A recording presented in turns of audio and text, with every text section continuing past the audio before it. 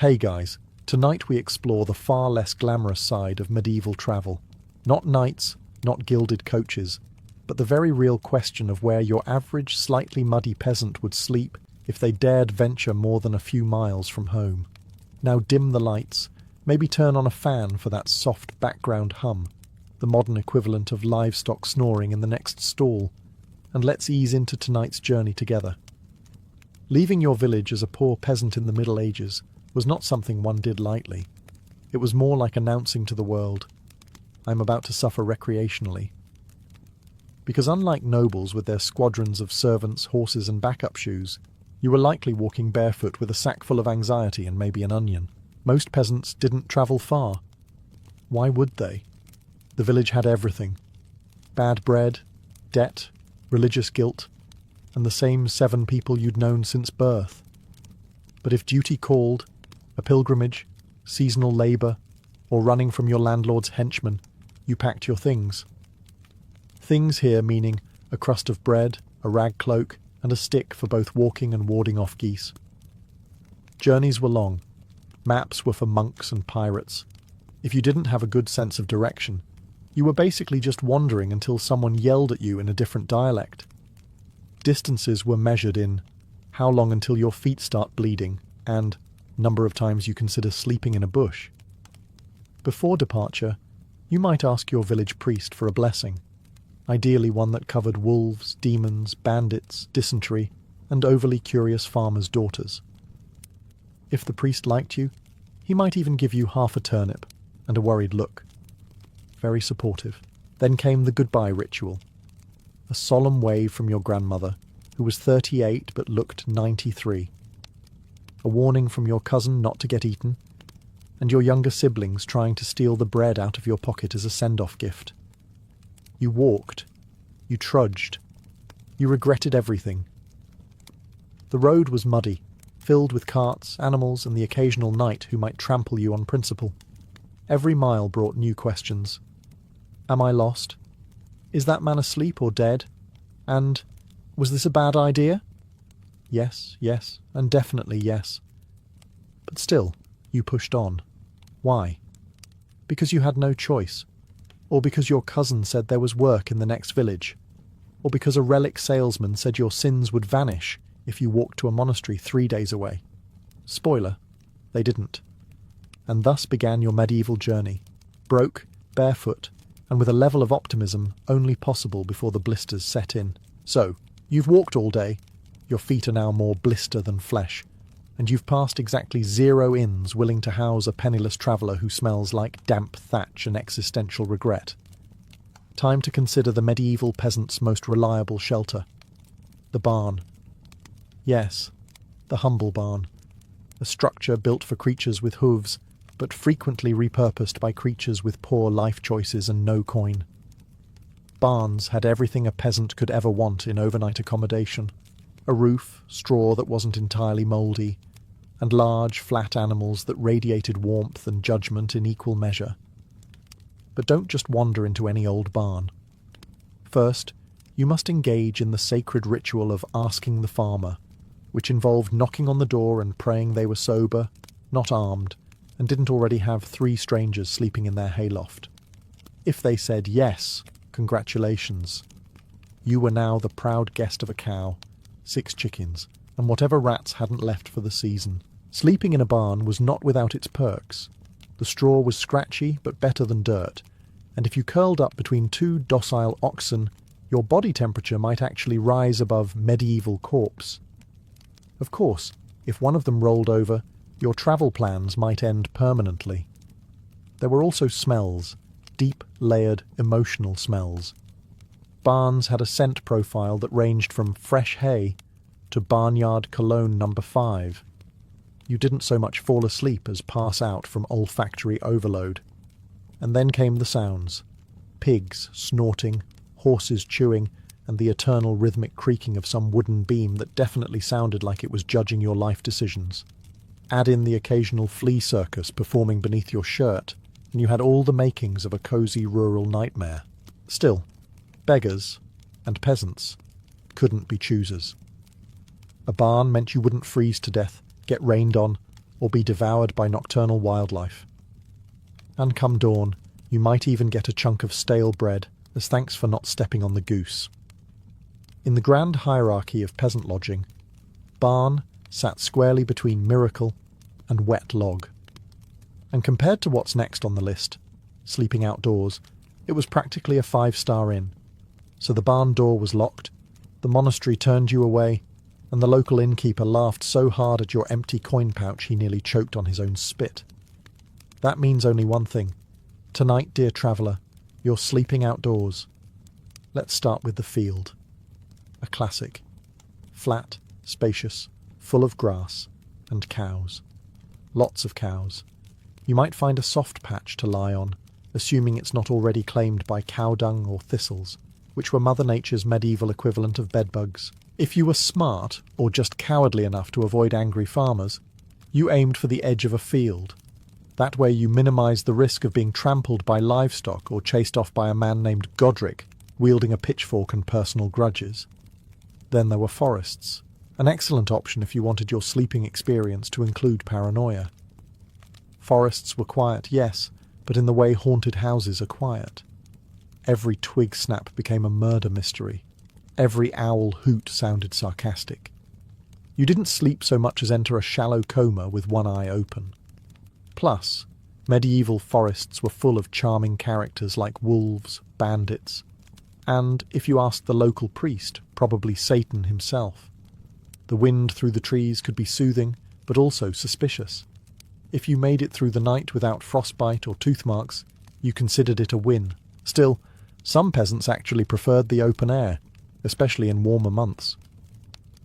The stars were free to look at, unlike everything else, and the breeze helped mask the smell of your own unwashed body. Sure, it was damp, cold, and offered zero protection from bugs the size of regret, but at least no one charged you rent. To create a bit of comfort, some travellers carried cloaks or old blankets, emphasis on old. Most were made of rough wool, smelled like regret, and had the insulating power of a slice of cabbage. If you curled up into a fetal position and muttered prayers to Saint whoever was on duty, you might even sleep for a few hours. Let's say you've already been turned away from the tavern because you couldn't afford a mug of watered-down ale, or the landlord didn't appreciate your aura of hopeless poverty. You've tried the fields, the forests, the barns, and now you're eyeing the one place that might offer both peace and a lower risk of being kicked in the ribs by a goat. The churchyard. Yes, welcome to sanctified sleeping, the hallowed ground where the righteous rest in eternal peace. And you, the travelling peasant, try to get a few hours without accidentally rolling into a grave. Churchyards were surprisingly popular among the itinerant peasant class. Why? Because they were public, semi-protected, and the dead rarely complained. Sleeping near holy ground was thought to provide spiritual protection, or at the very least, discourage bandits. After all, even the most hardened thief might think twice before robbing someone within sneeze distance of a saint's femur. Of course, there were risks. Local clergy didn't always appreciate vagrants turning their graveyards into medieval campgrounds. You might be awakened by a furious monk or a nun with a broom and zero patience. And if it was near a feast day or market, you weren't alone. The churchyard could resemble a crowded slumber party for the deeply uncomfortable and unwashed. Still, there were perks. Some churches had sheltered porches, called lich gates, where travellers could sleep relatively dry, assuming the wind didn't treat your blanket like an open invitation to misery. And there was always the hope that a kindly priest might take pity on you and offer some soup or bread, especially if you looked particularly tragic or had a good sob story involving sick goats. If it rained, the graves offered a kind of ironic comfort. "At least I'm not that guy," you'd mutter, curled next to a mossy stone, soaked but alive. Nothing like sleeping atop the departed to really drive home how much worse things could be. And who knows? Maybe you'd absorb some residual holiness through proximity, or just fleas from the grass. Either way, it beat fighting over a dry patch of mud in the alley behind the butcher's stall. Churchyards. Because sometimes divine intervention looks like a mossy bench and a stern warning from Father Gregory. When you were too broke for an inn, too cold for the woods, and too emotionally fragile to sleep next to a corpse in a churchyard, there was one last bastion of hope: the monastery. Yes, the solemn stone sanctuaries of men who had taken vows of poverty, chastity, and regrettable haircuts. These were places where weary travellers might find a meal, a floor, and a solid 8 hours of being silently judged by men who voluntarily gave up shoes. Now, let's be clear. Monasteries were not medieval bed and breakfasts. You didn't just waltz up and ask for a room with a view and a side of mead. You waited politely at the gate, often for hours, until a monk decided you weren't a heretic, a bandit, or, worst of all, a talkative heretic.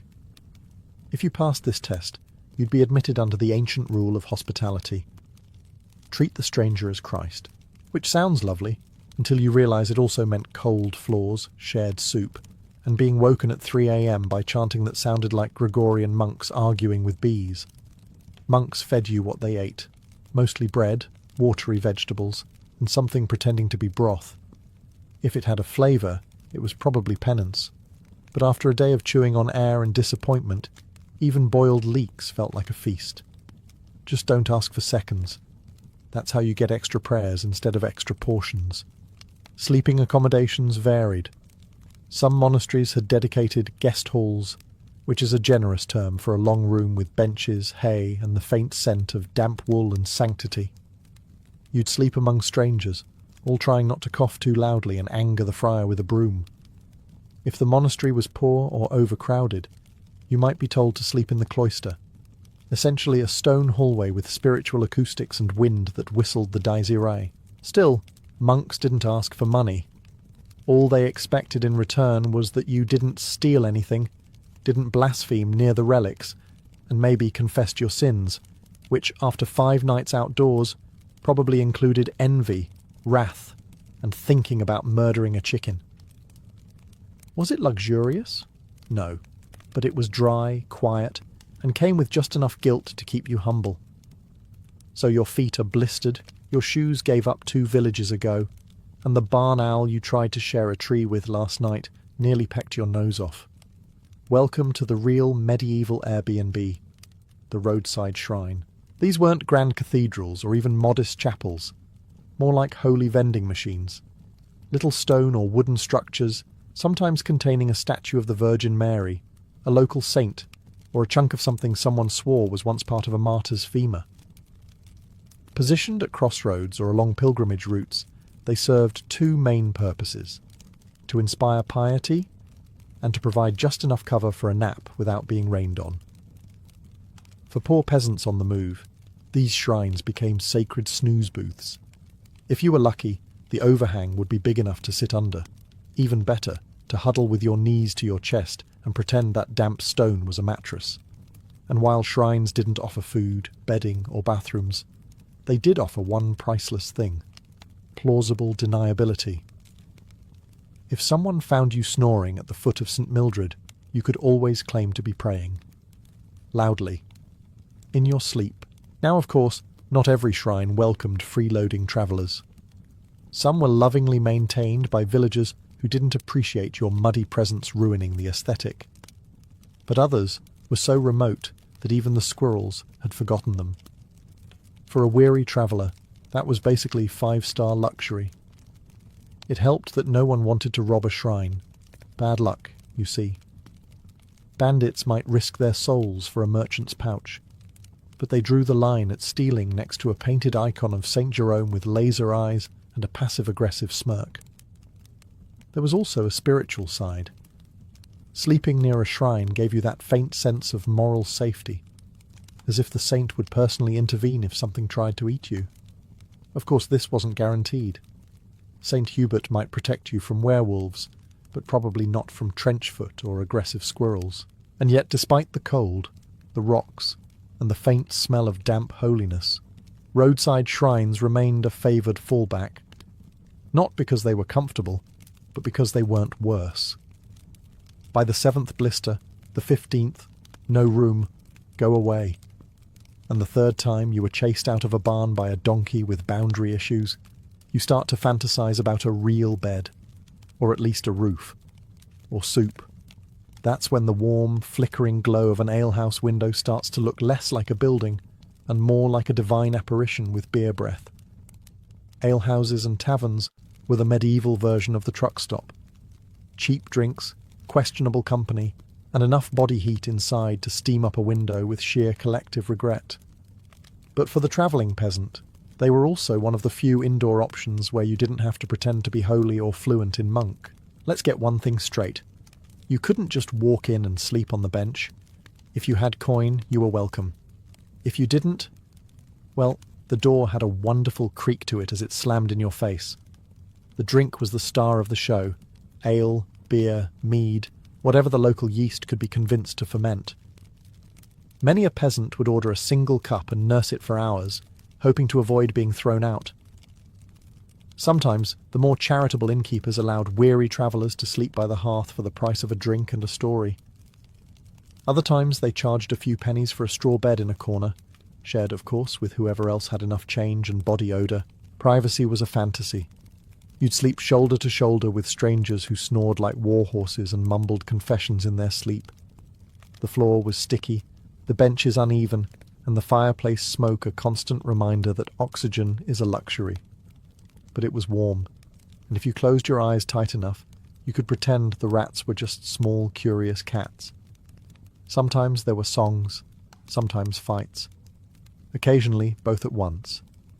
But even amid the shouting and spilled ale, there was a strange comfort in it all, a reminder that you were still part of the grand, grimy flow of humanity. Taverns, where warmth cost money, but sleep came free with enough ale. Picture this. It's getting dark, the wolves are howling, or maybe just some very aggressive sheep, and your options are down to sleep in a puddle or knock on the door of a stranger who probably hasn't had a bath since Easter. Time to activate the peasant's final survival strategy, begging for shelter. This wasn't quite the modern Airbnb experience. There were no reviews, no app, and certainly no fresh linens. It was more like a roulette wheel with fleas. You picked a house that didn't look too murdery, walked up humbly, and pleaded with whoever answered the door for a place by the fire. If you were lucky, the owner would take pity on your blistered feet and let you in. If you were unlucky, they'd let the dog answer instead. Some families, especially in rural areas, were more hospitable. Maybe they remembered what it was like to travel, or maybe they just liked the gossip that came with hosting a stranger. A good story was worth more than a hot bath after all, mostly because no one remembered what hot baths were. You'd usually be given the least offensive corner of the house, near the hearth if you were lucky, near the goat pen if you weren't. Bedding ranged from straw and an old cloak to a suspiciously crunchy pile of rags. But at least it was indoors. You might even get a meal, a hunk of bread, maybe some root vegetable stew, and water that didn't glow in the dark. In return, you were expected to behave like a saint. No stealing, no eyeing the daughter, and definitely no suspicious noises after curfew. You were also expected to be up and gone by sunrise, lest you overstay your welcome and transition from grateful guest to suspicious squatter. Of course, this all relied on trust, which in the medieval world was about as sturdy as a three-legged stool in a thunderstorm. But somehow, it worked. Communities took pride in their occasional generosity, and travellers learned the fine art of being humble, thankful, and invisible by morning. It wasn't glamorous, but it beat sleeping in a ditch with judgmental frogs. There comes a point in every peasant's journey when desperation meets innovation. The night is too cold, the barn is full of angry cows, and the shrine has already been claimed by someone who snores like a demon gargling gravel. What's left? The marketplace.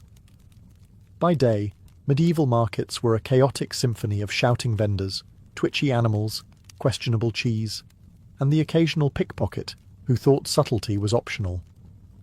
But by night, a ghost town, littered with empty stalls, overturned carts, and maybe a half-eaten turnip if you were lucky. In other words, prime real estate. The wooden stalls were often just frames with thatched or cloth roofs, more decorative than weatherproof. But they did offer shelter from wind and rain, and if you didn't mind the smell of onions and old fish, and honestly, if you were a medieval peasant you didn't, They were perfectly adequate for a night's sleep. Just tuck yourself under the counter, wrap up in whatever sack you were using as a coat, and try not to dream about roast meat. There was also a strategic benefit. Markets were central. They were near roads, churches, taverns, and occasionally, if you were in a fancy town, a public latrine that only smelled mildly hellish. Sleeping there gave you a head start in the morning, up with the sun, gone before the fishmongers arrived swinging slabs of trout like disciplinary tools. Of course, there were risks. Some towns had night watchmen who didn't take kindly to unlicensed snoozing. If caught, you might be scolded, kicked awake, or, worse, asked to explain yourself using complete sentences. And then there were the animals, stray dogs, opportunistic rats, and geese. Never underestimate medieval geese. They were loud, territorial, and had a personal vendetta against anything that moved. Still, it beat sleeping in the mud, and sometimes vendors would even leave behind scraps or stale bread, too crusty for customers, but just right for someone who hadn't chewed anything solid since Tuesday. Market sheds weren't built for comfort, but they were there. They were mostly dry, and best of all, they didn't ask questions. In the medieval world, there was one kind of travel that came with a mildly increased chance of sleeping indoors. Pilgrimage. Say you were off to Canterbury, Santiago, or some obscure saint's elbow bone shrine in the middle of nowhere. Congratulations, you just unlocked medieval travel's only loyalty program. Pilgrim hostels, also called hospitia, xenodochia, or just the place that smells like sandalwood and feet, were religious guest houses specifically for the holy wanderer. Run by monks, nuns, or locals trying to score points with heaven, these places offered shelter, soup, and the sweet promise of not dying in a ditch. All you needed was a pilgrim's badge, a little token or emblem proving that you were indeed walking for Jesus and not just avoiding your landlord. These badges were the medieval equivalent of a backstage pass. Wear one, and doors might just open. Forget one, and you were just another vagrant with sore feet and suspicious eyes. Inside the hostel, luxuries varied. You might get a straw mattress, a wool blanket, or if you really struck spiritual gold, a shared bed in a drafty upper room. Clean sheets? Hilarious. Privacy? That's for nobles and heretics. But it was warmish, dryish, and the food, while often just soup that waved at a vegetable, was freeish. Monks were usually the hosts, which meant a few things: prayer at dawn, silence at supper, and absolutely no funny business. Pilgrims were expected to behave like saints, even if they smelled like goats. If you were caught stealing, lying, or flirting too enthusiastically with the icon of St. Cuthbert, you'd be out faster than a heretic at a bonfire. Still, for the weary poor, pilgrim hostels were a blessing, one of the few places you could count on some measure of safety and care. They were little sanctuaries on the winding road of medieval chaos. The takeaway? If you had sore feet, spiritual angst, and a convincing story about a vision involving the Virgin Mary and 3 geese, you could rest easy, at least for one night. Ah, the medieval noble estate, home to fine tapestries, roast swan, courtly intrigue, and a backyard full of peasants trying to sleep discreetly next to the manure heap. Yes, for the particularly bold traveller, noble lands offered opportunity, so long as you understood your place, and that place was very much behind the stables. Now, you weren't exactly strolling up to the castle and asking for a room. That sort of thing got you crossbowed. But noble estates were vast. Manor houses, fields, storehouses, livestock pens, and crucially, outbuildings. The stables, granaries, haylofts, and tool sheds provided cover, warmth, and, if you were lucky, a goat that didn't mind company. If you had a good sob story and the luck to catch a charitable steward, you might even be granted official permission to stay, briefly. Nobles liked to show off their Christian piety now and then, and allowing a peasant not to freeze to death was one of the less expensive ways to earn divine favour. But let's be honest, most peasants didn't ask. They skulked. They found a low wall, a patch of dry grass, or the lee of a building, and curled up like a guilty hedgehog. Behind the stables was a favourite, warm from the animals, shielded from wind, and, Bonus, nobody wanted to hang out near horse droppings at night anyway. Instant privacy. Risks abounded, of course. If a guard spotted you, you might be chased off or roughed up, depending on how bored he was. If the noble was particularly paranoid, you might be accused of being a poacher, a thief, or just too scruffy to be tolerated. And if the livestock didn't like you, well, let's just say being kicked by a medieval donkey was a character-building experience. Still, for the desperate, noble lands were tempting. They had resources, fences, and a tendency to leave things lying around unsupervised. Just don't touch the apples, or the pigs, or the fence, or anything really. Be invisible, be quiet, and move on before dawn, because nothing ruins a noble's breakfast quite like discovering an unconscious peasant snoring behind the compost pile. In the great medieval game of where can I sleep without dying or paying, abandoned buildings were the jackpot. Sure, they were collapsing, full of rats, and almost certainly cursed. But did we mention they were free? The beauty of an abandoned cottage, burnt-out smithy, or ruined mill was that no one cared. Nobles didn't send guards after you, monks didn't expect you to pray, and tavern keepers didn't charge you a kidney for a bowl of gruel. If you could get past the gaping holes in the roof and the unsettling whispers when the wind blew through the rafters, you were golden. These structures were often relics of better, or at least less plague-ridden times. A village abandoned during the Black Death? Ghost town. A watchtower no longer needed because the invading horde got bored? Empty and scenic. That old bathhouse that burned down after someone lit a candle near the oils? Smelled weird, but hey, 4 walls are 4 walls. Peasants didn't ask questions. They saw a roof, partial, a door, optional, and floor space, rat-infested, but still space.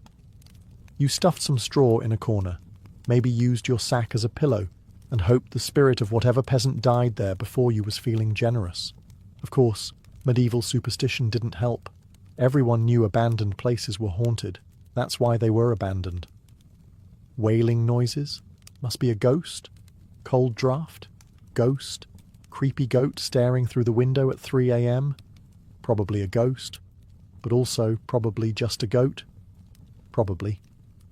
Still, if you were poor and travelling, haunted buildings were often safer than sleeping out in the open. They offered shelter from rain, wind, wolves, and worse, other humans.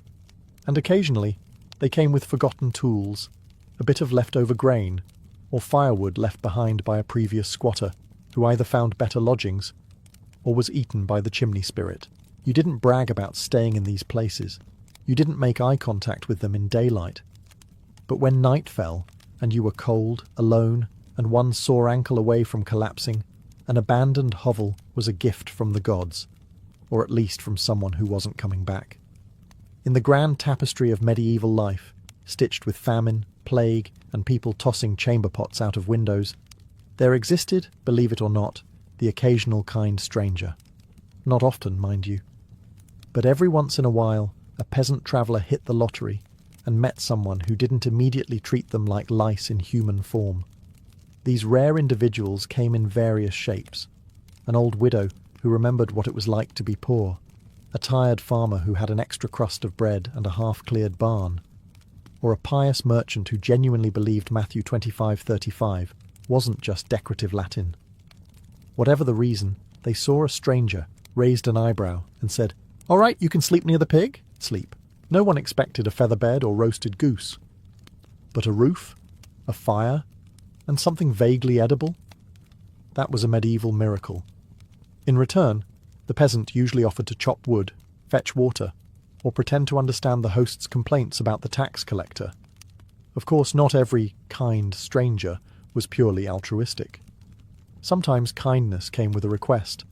Watch the kids, scare off wolves, help fix a wheelbarrow that last saw maintenance during the Crusades. Still, it was a fair trade compared to being mugged by bandits or eaten by wild dogs. The danger, naturally, was that not every stranger who looked kind was. There were scams, traps, and the occasional innkeeper who'd let you sleep under his roof, then accidentally forget to mention the lice infestation until you'd already started scratching. but those were just the risks of the road. Word of mouth helped. Villagers whispered names of good folk. Old Marta near the river, Brother Anselm 2 valleys over, that weird shepherd with a soft spot for travellers and sheep alike. These weren't hostels. They were whispers of hope, scattered across the map like breadcrumbs. So yes, sometimes the desperate traveller found a fire, a bowl of stew, and a smile that didn't look suspicious. And in a world where trust was as rare as fresh bread in February, that meant everything.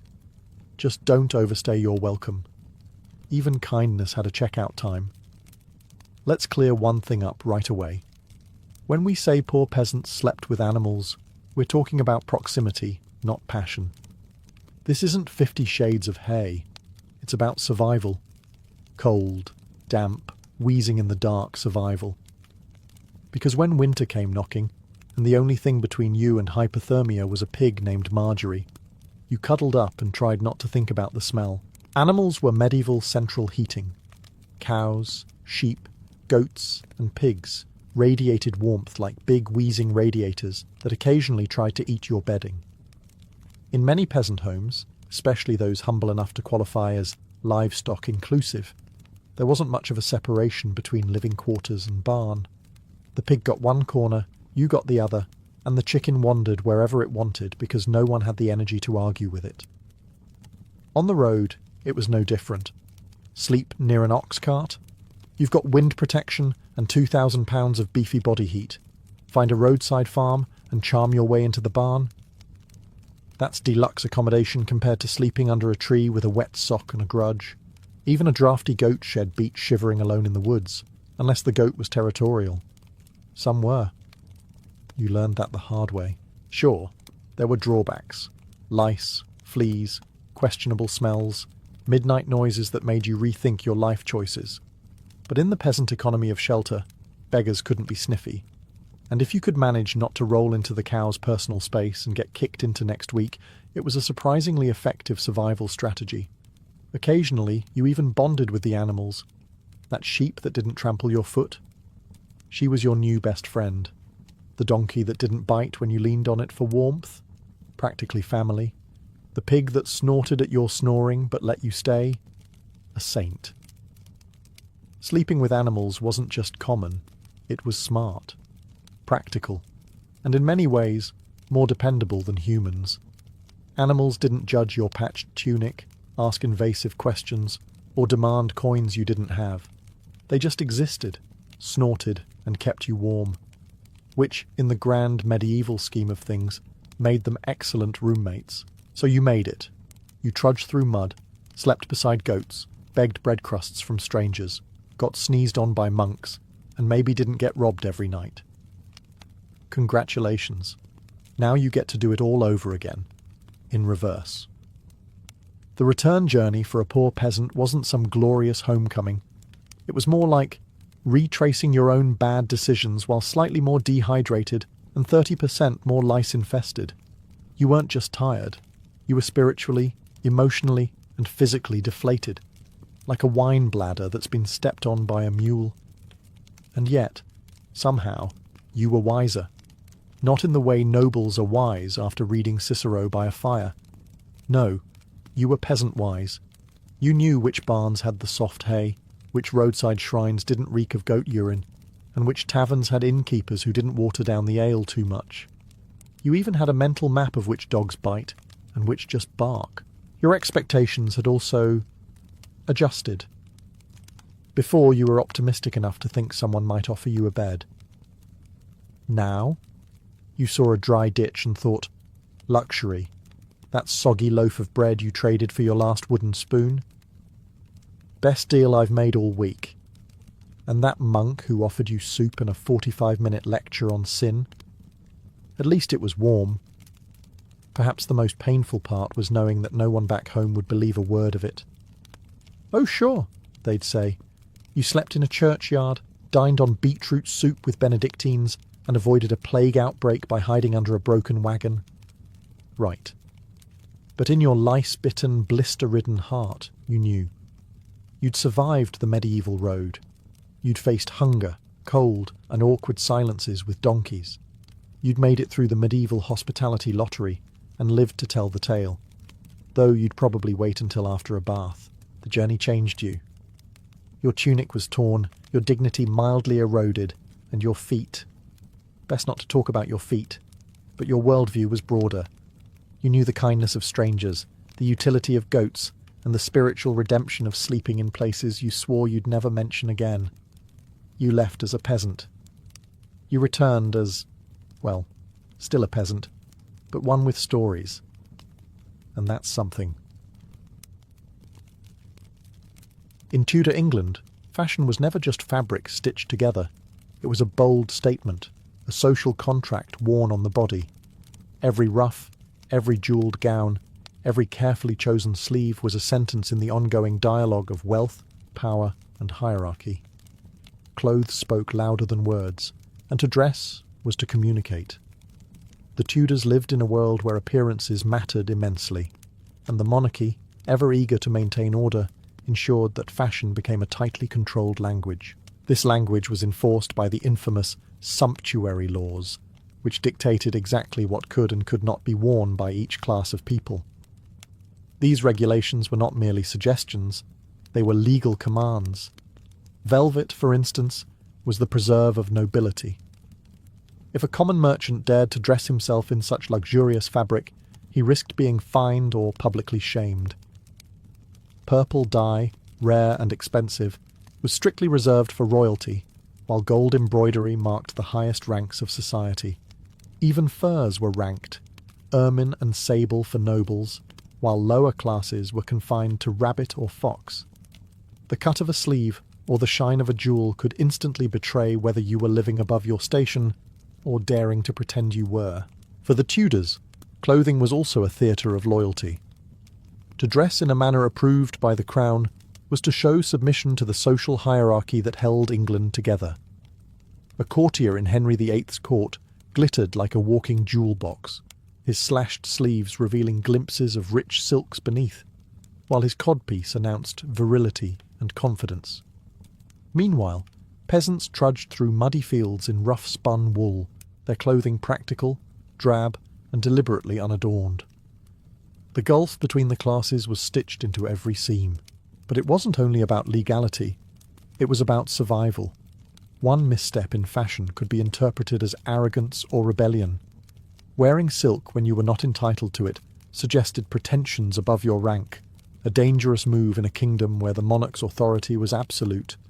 In this sense, fashion was a silent performance of obedience. To follow the code was to keep your place. To break it was to invite ruin. Tudor clothing, then, was not just about looking good. It was about living carefully in a world where fabric itself carried the weight of politics. If there was one piece of clothing that screamed Tudor, it was the ruff. At first, it was just a modest frill peeking out from the collar, a neat little frame for the face. But, like so many fashions born in Tudor England, it grew bigger, bolder, and more absurd with each passing decade.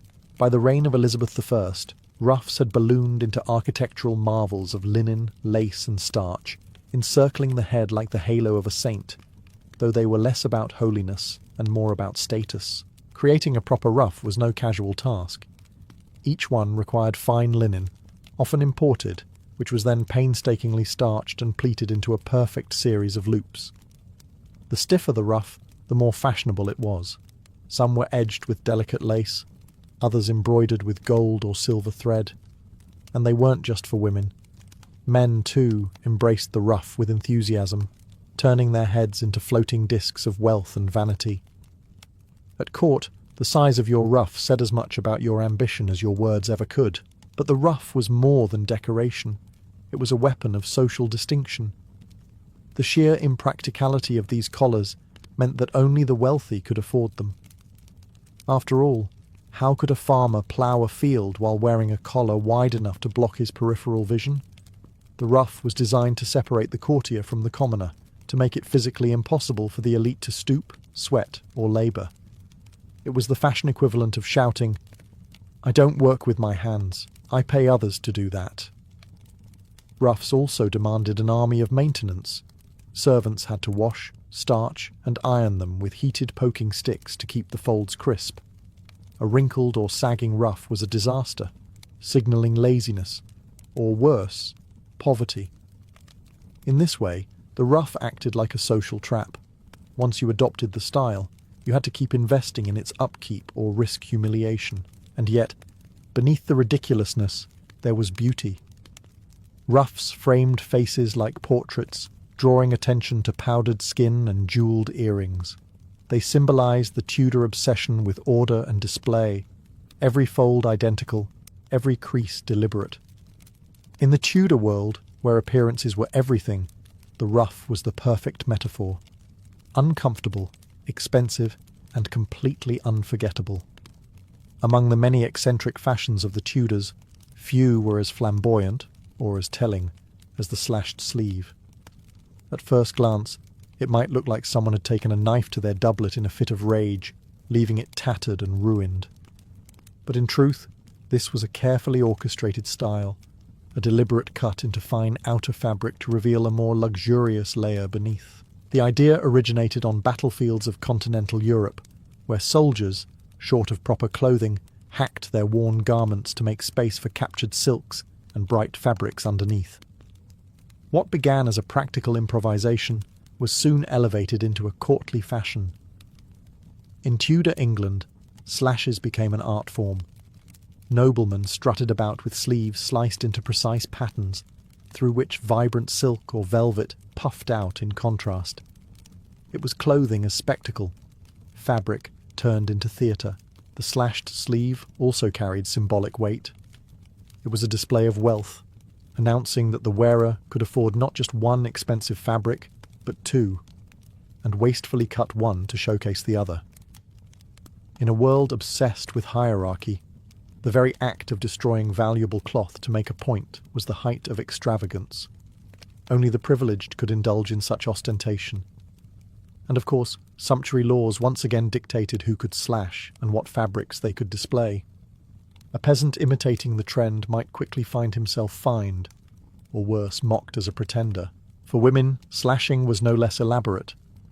Gowns were cut open at sleeves or bodices, allowing contrasting undergarments to peek through. Combined with embroidery, jewels, and flowing ribbons, a woman's dress became a layered tapestry of colours and textures, designed to dazzle the eye. The effect was both playful and powerful, allowing wearers to manipulate attention. What was revealed and what remained hidden became a form of controlled seduction. Yet the practicality was almost non-existent. Slashed clothing snagged easily, required constant repair, and demanded skilled tailors to arrange the underlayers properly. But practicality was never the point. Tudor dress existed to proclaim, "I am wealthy enough to wear the impractical." Fashion was deliberately uncomfortable, deliberately difficult, because ease was the privilege of the labourer. The courtier's role was to impress, not to toil. Slashed sleeves, then, were more than mere decoration. They were a metaphor for Tudor life itself, an age of surface brilliance, carefully orchestrated display, and the constant tension between what was shown and what was concealed. If the ruff framed the face and slashed sleeves teased the eye, the jewelled gown was the full symphony of Tudor wealth on display. These gowns were not mere garments, they were walking treasuries, heavy with gemstones, pearls, embroidery, and precious metals stitched directly into the fabric. For Tudor women at court, especially queens and noble ladies, a gown was less about comfort, and more about making a statement the moment they entered a room. Power, prestige, and divine favour. Take, for instance, Anne Boleyn, who understood better than most the language of clothing. She dazzled Henry VIII with her French-inspired gowns, rich in detail and exotic in flair.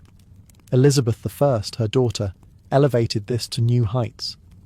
The Virgin Queen appeared in gowns so encrusted with pearls that foreign ambassadors reported her as a vision of light. Pearls, after all, symbolised purity, a calculated message for a monarch who styled herself as England's eternal maiden. Every jewel was propaganda, sewn not just into fabric, but into the imagination of all who gazed upon her. But the extravagance went beyond symbolism. it was also sheer intimidation. Jewelled gowns were astonishingly expensive, requiring not just fine cloth like velvet or satin, but also embroidery done with gold and silver thread. Small armies of seamstresses, embroiderers and jewellers collaborated to create a single dress. Some gowns were so heavy with adornments that the wearer could scarcely move without assistance. Far from being a drawback, this stiffness enhanced their aura. Queens and noblewomen moved slowly and deliberately, not because of ceremony alone, but because the weight of their clothing demanded it. These gowns also reinforced the great divide between classes. While the nobility glittered like living treasure chests, common women wore simple wool or linen. The jewelled gown was a reminder that the elite existed on a different plane, adorned with the very materials most people would never even touch. And like all things Tudor, there were rules. Certain stones and fabrics were reserved for royalty and the highest nobility. A lesser lady dressing above her station risked being accused of arrogance or ambition. The jewelled gown, then, was not fashion alone. It was a weapon in the arsenal of Tudor politics, a dazzling illusion of unshakable power. When Elizabeth I appeared robed in pearls and rubies, she was not simply dressed, she was declaring herself England incarnate, a monarch whose very clothing testified to divine and earthly supremacy. Few garments in history capture the strange mix of bravado, insecurity, and spectacle quite like the codpiece. In Tudor England, this curious addition to men's attire became the ultimate symbol of masculinity, wealth, and, quite bluntly, virility. What began as a practical flap of fabric to cover the gap between a man's hose quickly evolved into something much more, an exaggerated pouch, padded and sometimes even jewelled, that made a man's groin the literal centerpiece of his outfit. The codpiece first emerged in the late 15th century, when men's hose were cut so tightly that they left little modesty in the middle. A small triangular piece of cloth was added to cover the gap. But as the Tudors embraced bold fashion statements, this modest cover grew, swelled, and ballooned until it became impossible to ignore. By the reign of Henry VIII, codpieces had become almost comically large. Some were stuffed with fabric, others reinforced with wire, and the most ostentatious were decorated with embroidery, ribbons, or even jewels. A king or nobleman might walk into court glittering from head to toe, only to have every eye drawn to the padded bulge proclaiming his potency. For Henry VIII, the codpiece was particularly useful. In his younger years, it emphasized his athletic, virile image. Later, as age and illness plagued him, the codpiece became almost a piece of propaganda, suggesting strength and fertility at a time when both were fading. Rumours even swirled that Henry used his codpiece to conceal medical dressings, making it a blend of necessity and bravado. Either way, the codpiece was inseparable from his image as a monarch who embodied masculine dominance. Beyond Henry, the codpiece served as a social marker.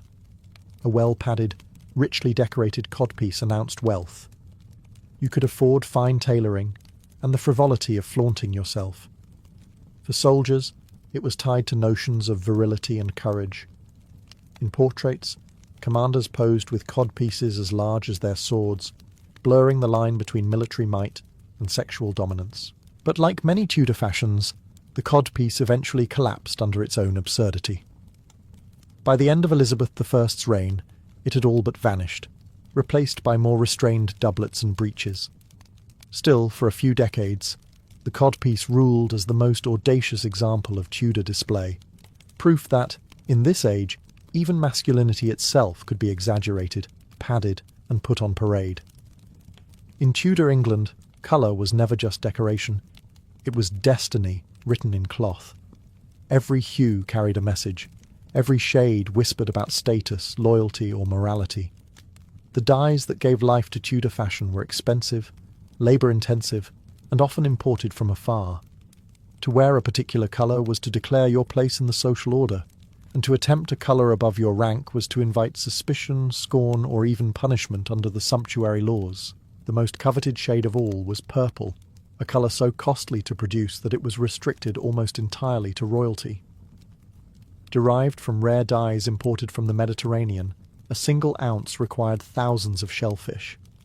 When Henry VIII or Elizabeth I appeared in purple, it was not simply a choice of taste, it was a declaration of their divine right to rule, a reminder that they alone were permitted to embody majesty in such tones. Crimson and scarlet followed closely behind. Produced using cochineal from Spanish colonies and kermes from the Mediterranean, these deep reds were the colours of nobility, power, and ambition.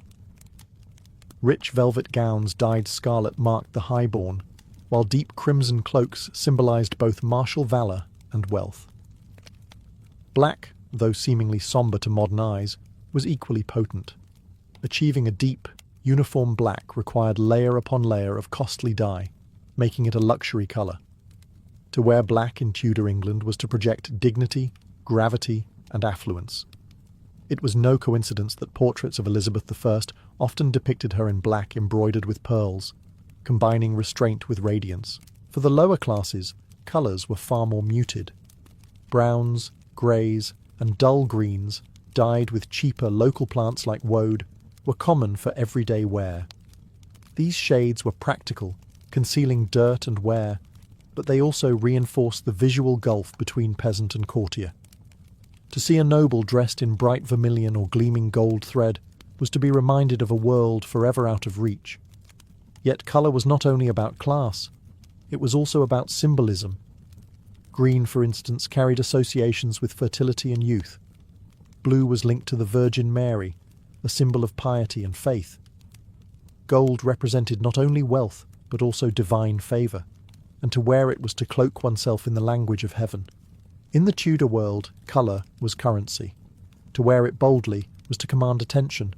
To be denied, it was to be reminded of your place.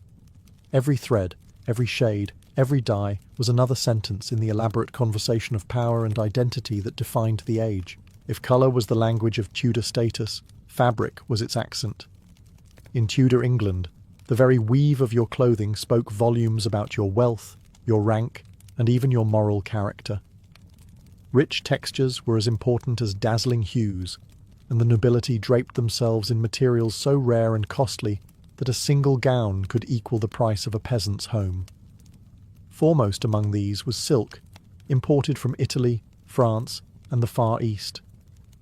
Its sheen made it instantly recognizable, and it quickly became a fabric reserved for the elite.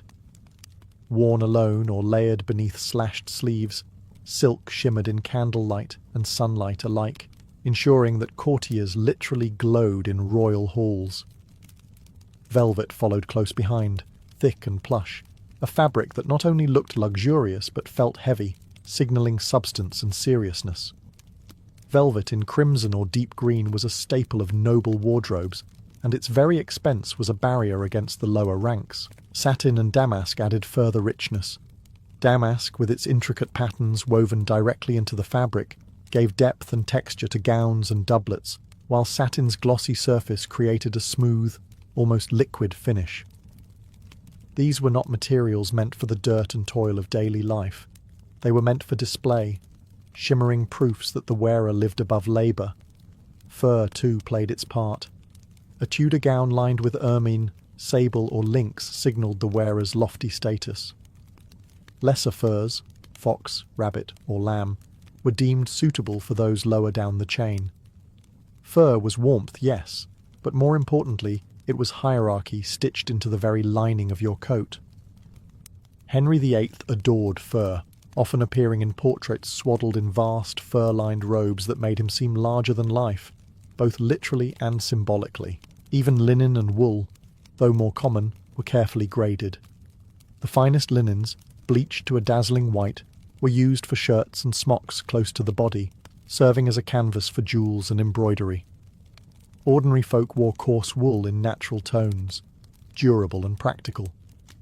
But among nobles, even wool could be transformed, dyed rich colours, and woven into fine cloth.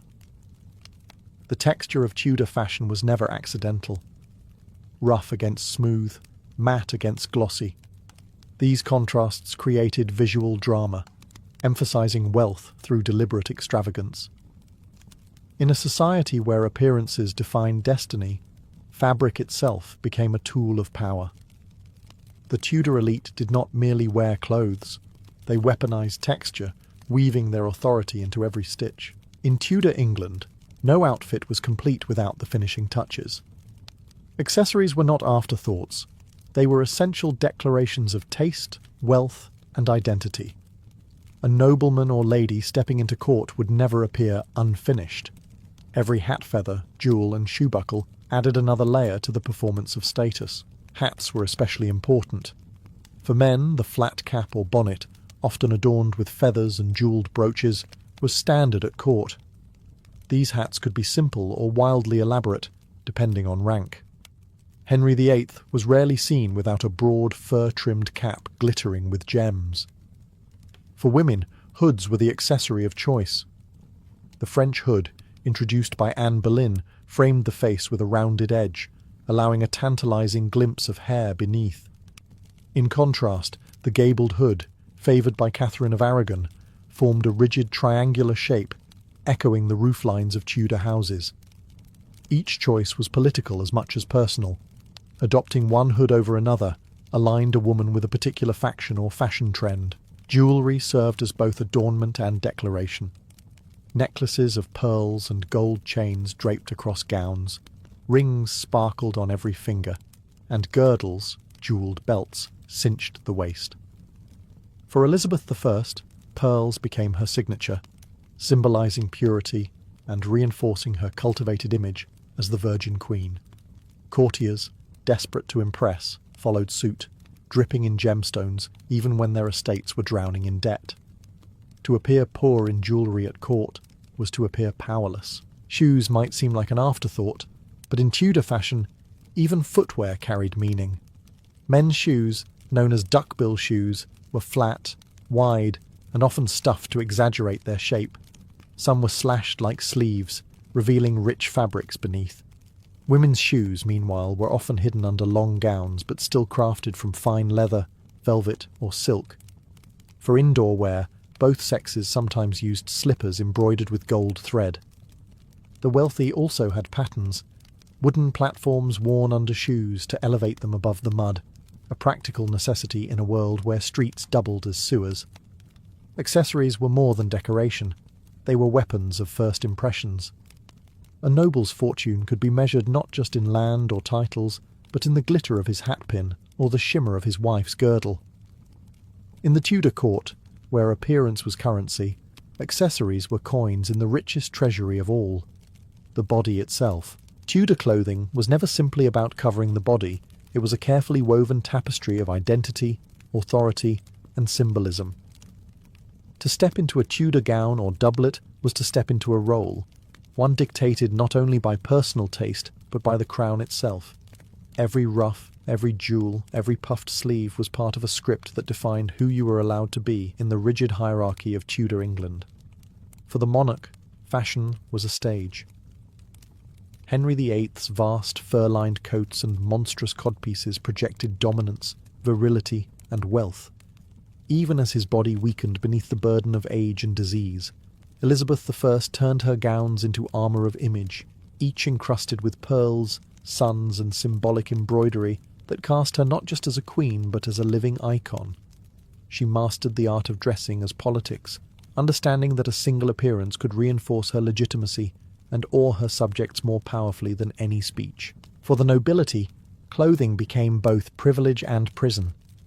They glittered in velvets and jewels, but those luxuries came at staggering expense. Families bankrupted themselves to keep up appearances at court, for to appear poorly dressed was to appear irrelevant. Fashion was as much about survival in politics as it was about beauty. It created allies, drew lines between factions, and allowed ambitious courtiers to show loyalty or superiority with every thread they wore.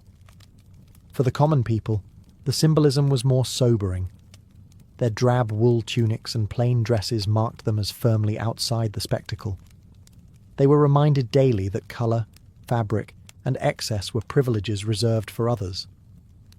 Clothing kept the social order visible at all times, making inequality impossible to ignore. Yet the legacy of Tudor fashion endures far beyond its century. Today, the image of a Tudor ruff or a jewelled gown instantly conjures the grandeur and excess of the age. Fashion historians see in these clothes not only beauty, but also politics, ambition, and propaganda. In many ways, Tudor fashion foreshadowed the modern obsession with image, where what we wear still communicates status, values, and identity. In the end, Tudor fashion was more than a matter of taste. It was the visible expression of power itself.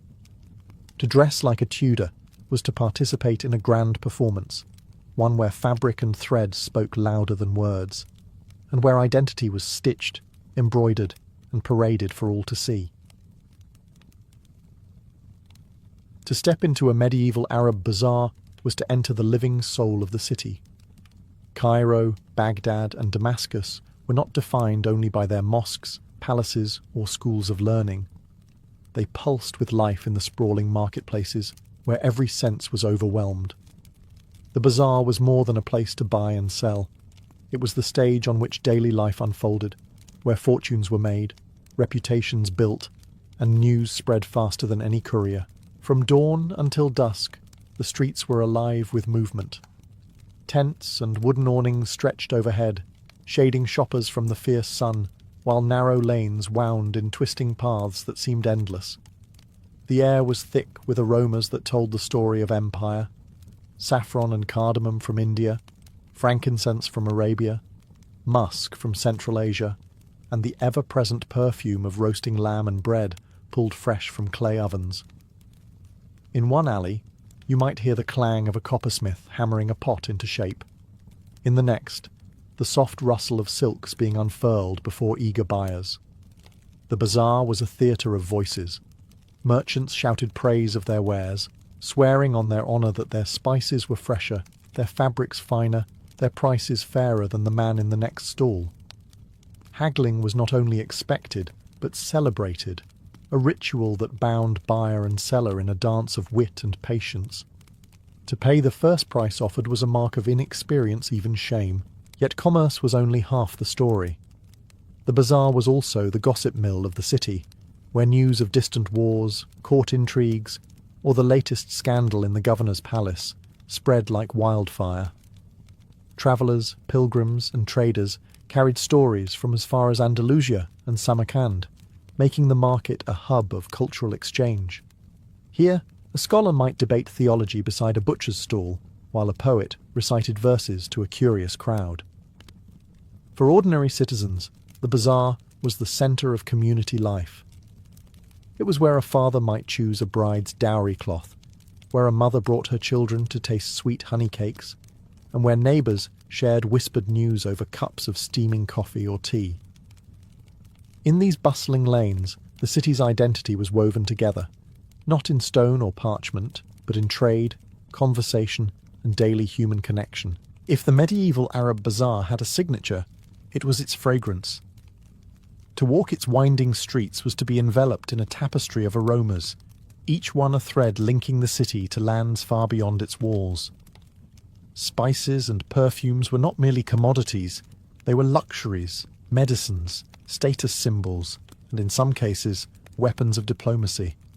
Stalls overflowed with baskets of saffron, its golden threads worth their weight in silver, carefully measured out by merchants who guarded them as if they were jewels. Cinnamon and cloves arrived from India and the Indonesian Isles, transported by camel caravans and dhows across seas and deserts. Black pepper, so commonplace today, was then a luxury spice, a prized seasoning for elite households. Cardamom pods, nutmeg, and ginger were stacked in neat piles, their strong fragrances perfuming the air long before the customer reached the stall. Perfume sellers added another layer to this sensory theatre. In their shops, carved wooden shelves displayed bottles filled with rosewater from Persia, musk from Tibet, ambergris carried by sailors from the Indian Ocean, and frankincense harvested in Arabia. Perfumes were more than adornments. They played a central role in religious rituals, courtly life, and medicine. Physicians prescribed them to balance humours, while nobles used them to mark social distinction. The Prophet Muhammad himself had praised perfume, and in medieval Islamic society, scent was considered a reflection of cleanliness, piety, and refinement. Every purchase came with performance. Sellers invited customers to inhale the sharp bite of saffron or rub a drop of oil on their skin. They boasted of distant origins, from the mountains of Yemen, from the ships of Gujarat, and sometimes exaggerated, for in the bazaar, storytelling was as important as the product itself. Buyers, in turn, haggled not only over price, but over the prestige of the purchase. To walk home with a pouch of imported cinnamon was to carry a symbol of wealth just as much as food. But spices and perfumes were more than luxuries. They were bridges between worlds. Each whiff was a reminder that Cairo, Baghdad, and Damascus were not isolated cities, but crossroads of empire. The scents of the bazaar told of caravans trudging across deserts, ships sailing monsoon winds, and merchants weaving a network that stretched from China to Andalusia. In this fragrant economy, the bazaar was not just local, it was global, its air thick with the breath of half the world. If spices gave the bazaar its fragrance, textiles gave it its colour. The markets of Cairo, Baghdad, and Damascus dazzled with fabric, rolls of silk glowing like liquid light, carpets spread across the ground like woven gardens, and bolts of cotton stacked in every hue imaginable. In a society where clothing reflected rank, wealth, and taste, textiles were not just commodities, but powerful symbols of identity. Silk, the most coveted of all, came from China and Central Asia via the Great Silk Road, as well as from Byzantine and Persian looms. To touch it was to feel luxury itself, smooth, shimmering, and impossibly fine compared to coarse wool or linen. In the bazaars, merchants unfolded their silks with theatrical care, letting the fabric ripple in the sunlight to impress buyers. Wealthy families bought it for wedding garments, nobles draped it across cushions and curtains, and rulers gifted it to foreign ambassadors as tokens of prestige. Carpets were another treasure. From Persia, Anatolia, and even local workshops, carpets were both functional and artistic, their patterns alive with geometry, flowers, and sacred symbolism. A carpet was not merely something to walk on. It was prayer space, status symbol, and heirloom. In mosques, carpets softened the floor for worshippers. In homes, they decorated walls and floors alike. Buyers in the bazaar examined knots and dyes with care, for a fine carpet could last generations and command a price as high as jewels. Cotton and wool, though less expensive, were no less vital.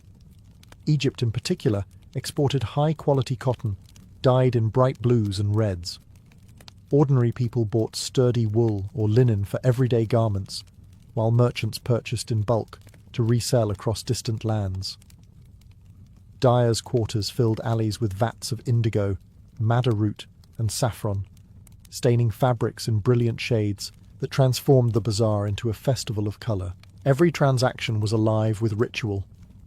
Buyers tugged at the weave to test strength, held fabric to the light to see its quality, and always haggled fiercely over price. Sellers responded with boasts of origin, Persian knots, Damascus dyes, knowing that provenance carried as much value as the cloth itself. To wander the textile stalls was to witness a pageant of wealth and aspiration. Here, fabric was more than material. It was memory, status, and connection.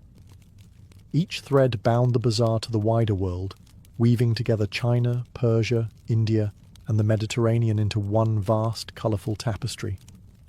If the medieval bazaar dazzled the eye and intoxicated the nose, it also overwhelmed the ear.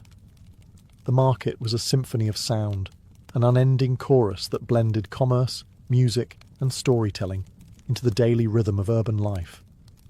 To step into the bazaar was to be immersed in a soundscape where every noise had meaning.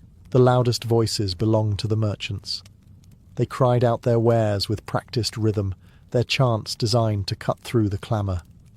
Fresh figs, sweet dates, best prices in Cairo, echoed beside the sharp bark of the spice seller, boasting of saffron from distant lands. Haggling filled the air. Buyers and sellers engaged in playful arguments, both parties aware that the performance of bargaining was half the transaction. Shouts rose, laughter followed, and when agreement was finally reached, it was sealed with a handshake, and often a blessing. May God bring you profit. Yet the bazaar was not all commerce. Between stalls, musicians played lutes, flutes, and drums, their melodies weaving through the crowd like invisible threads. Some were professionals hired by coffeehouse owners to attract patrons. Others were wandering minstrels who lived from coin to coin, their songs carrying tales of heroes, lovers, and saints. The rhythms of darbuka drums and the twang of the oud created a soundtrack that transformed shopping into spectacle.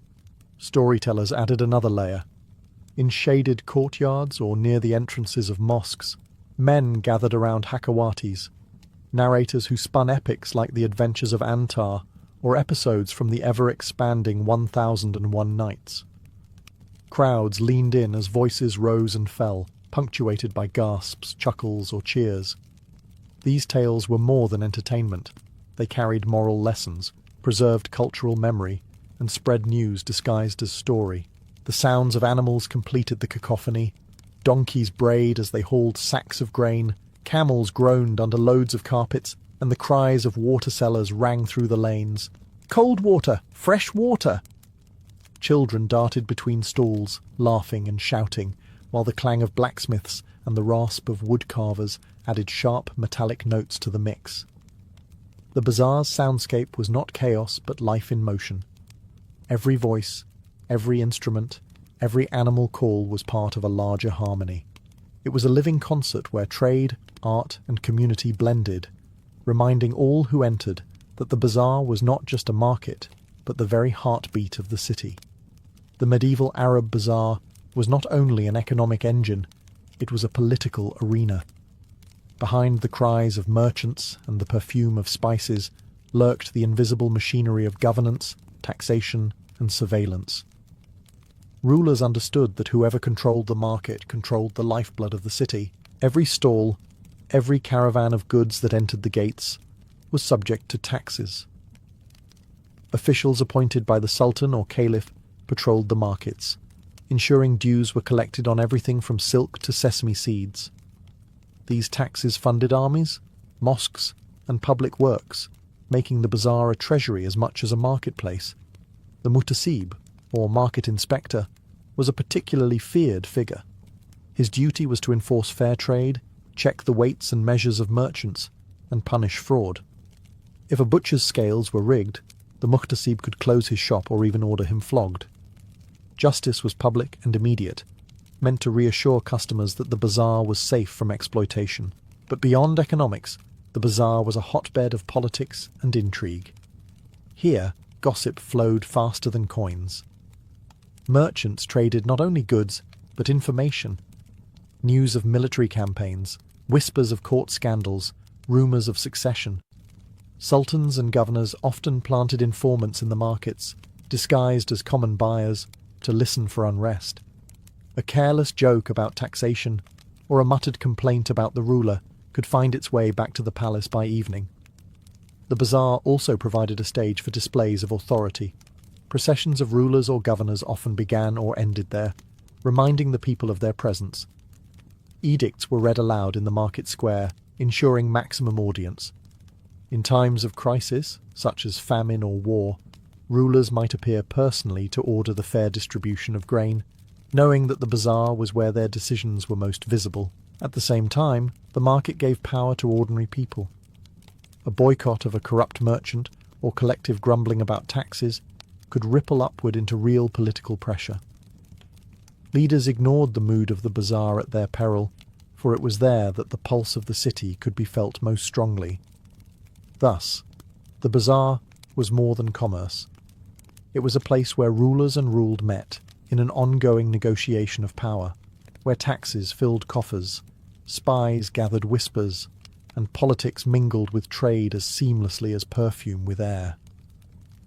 In the medieval Arab bazaar, faith was never separate from daily life. It infused every lane, every shop, every transaction. Unlike modern markets, where commerce and religion are often divided, the bazaar existed in the shadow of mosques, madrasas, and shrines. Faith was not only practiced within the walls of sacred spaces, it was lived openly in the heart of the marketplace. The call to prayer structured the rhythm of the bazaar. 5 times a day, the muezzin's voice echoed from minarets, rising above the noise of bargaining and clattering hooves. At once, shopkeepers drew curtains over their stalls, customers paused in mid-haggle, and men streamed to the nearest mosque or prayer corner. Markets in Cairo might fall suddenly silent, save for the shuffle of sandals on stone, before bursting back to life with renewed energy after prayer. Charity, too, was an inseparable part of bazaar culture. Merchants were expected not only to sell but to give. A portion of profits was often donated as zakat, alms mandated by Islamic law, or as voluntary sadaqah. In some bazaars, water fountains and public kitchens, funded by charitable endowments, waqf, stood at the entrances, ensuring that the poor and travellers did not go thirsty or hungry. To refuse generosity was to risk both divine displeasure and social scorn. Ritual purity shaped how goods were handled. Butchers adhered to Islamic rules of slaughter, and market inspectors ensured that food was prepared according to religious standards. Perfume sellers invoked hadiths praising cleanliness, while scribes often copied Quranic verses for sale alongside poetry. Faith was woven even into commerce itself. Contracts and receipts might open with "in the name of God," reminding buyer and seller that every transaction carried moral weight. Religious festivals turned the bazaar into a stage of celebration.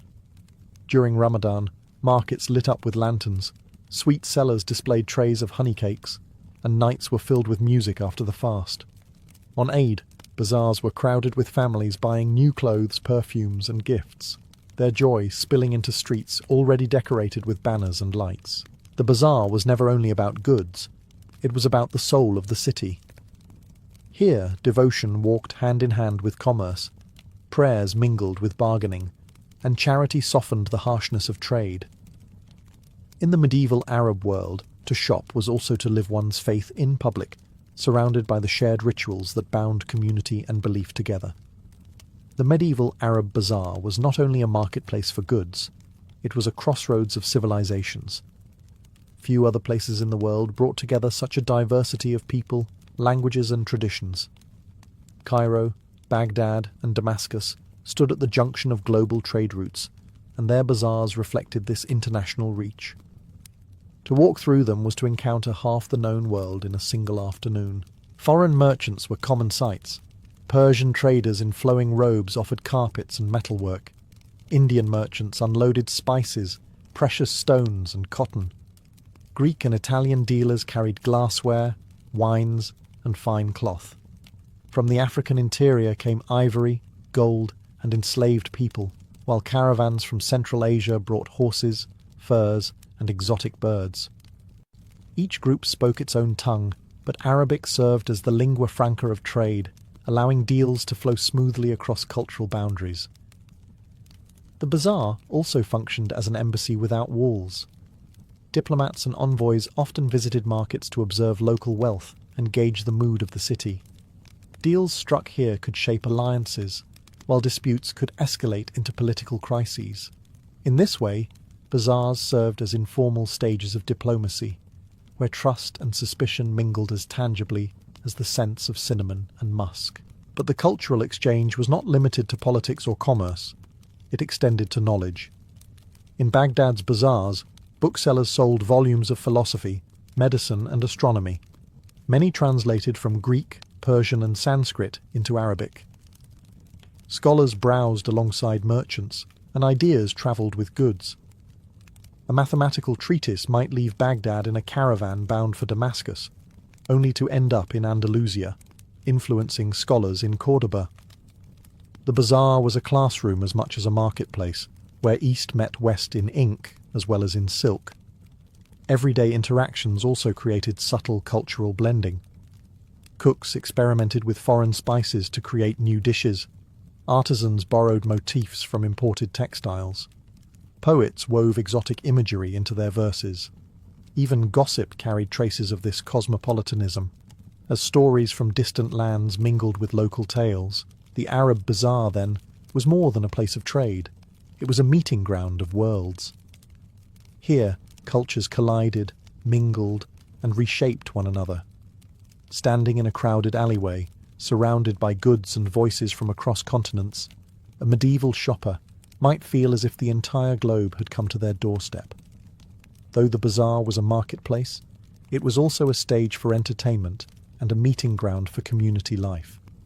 People came not only to buy spices, silks or carpets, but to see and be seen, to enjoy diversions, and to connect with the pulse of the city. The bazaar was the medieval Arab world's theatre, cafe, and town square all in one. Coffee houses and tea stalls quickly became magnets for conversation.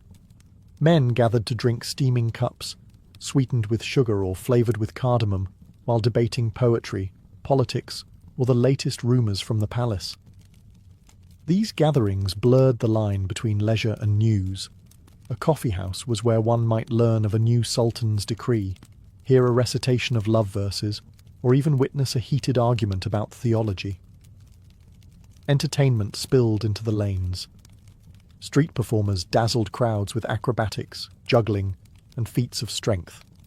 Snake charmers and trained monkeys drew circles of curious children and travellers, their laughter rising above the marketplace noise. Musicians with lutes and drums provided a soundtrack to daily life, while dancers, often accompanied by clapping and chants, performed in open courtyards or at festivals. The storytellers, the Hakawatis, were among the most beloved figures. Sitting on stools or platforms, they recited epics and romances that transported audiences far beyond the bazaar's walls. Tales of heroes like Antar, or fantastical adventures from what would become 1001 Nights, were shared in episodes, keeping listeners returning day after day to hear the next installment. These stories carried moral lessons, preserved cultural memory, and reminded audiences of their shared heritage. The bazaar was also a place of sociability for women, though their participation was shaped by custom and region. Women shopped for household goods, fabrics, and perfumes, often accompanied by relatives or servants. Within these errands, friendships were reinforced, dowries negotiated, and family alliances strengthened.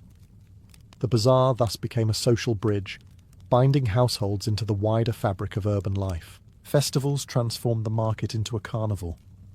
During Ramadan, lanterns lit the night, sweet sellers offered trays of honey pastries, and storytellers kept crowds enchanted until dawn. On holidays like Eid, entire families flocked to the bazaar in their finest clothes, filling the alleys with joy and celebration.